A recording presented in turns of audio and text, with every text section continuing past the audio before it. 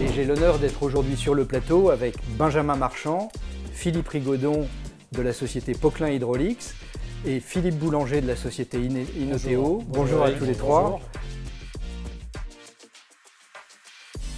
Moi, je pense que tout ce qu'on a appris ici avec la Covid et puis maintenant le hybrid work, ça nous donne de nouvelles libertés et ça nous donne aussi de nouvelles responsabilités.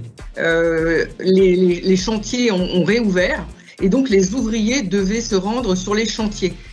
Comme on peut le voir sur la slide qui est projetée, on est passé d'une initiative locale à un intranet et réseau d'entreprises.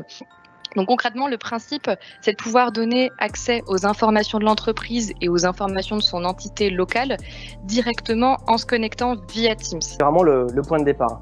Après, l'idée qu'on avait, c'était pas forcément de réinventer tout l'onboarding, tous les contenus, toutes les briques élémentaires.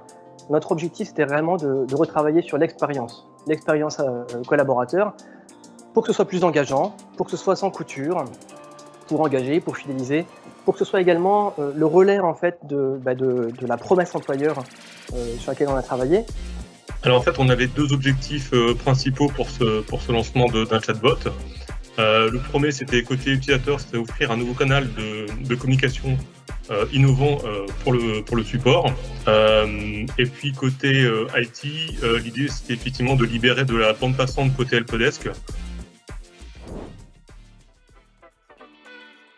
C'est pour ça que nous proposons au quotidien des programmes de formation avec diverses modalités, en présentiel, en blended, en distanciel, et qui sont surtout compatibles avec les évolutions des modes de travail que nous connaissons depuis quelques années. Aujourd'hui, le matin, j'ouvre Teams avant d'ouvrir Outlook. Maintenant, c'est devenu vraiment un automatisme.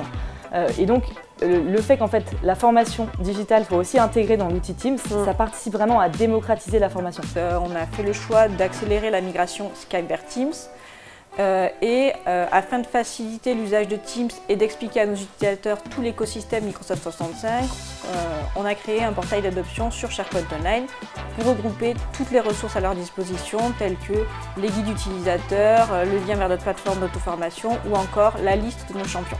On a des ateliers et workshops un peu plus spécifiques. Typiquement, là, on les accompagne sur comment mettre en place, comment créer une petite Power Apps. Parce que voilà, c'est un outil qui se développe de plus en plus chez nous.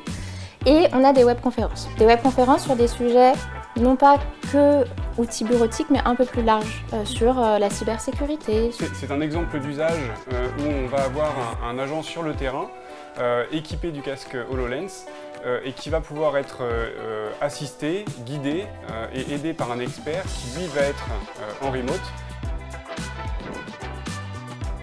Donc bienvenue à cette session Modern Work Café. Aujourd'hui on va parler de l'intégration entre Dynamics 365, donc l'outil de CRM et de RP avec Microsoft Teams. Voilà. J'ai l'application en haut, je suis sur site. Ouais. Ok. Je peux expand pour l'avoir bien en grand, comme ça. Et là je peux l'utiliser. Excellent. Connecteur qu'on a. Vous pouvez vous connecter à plusieurs types de sources de données.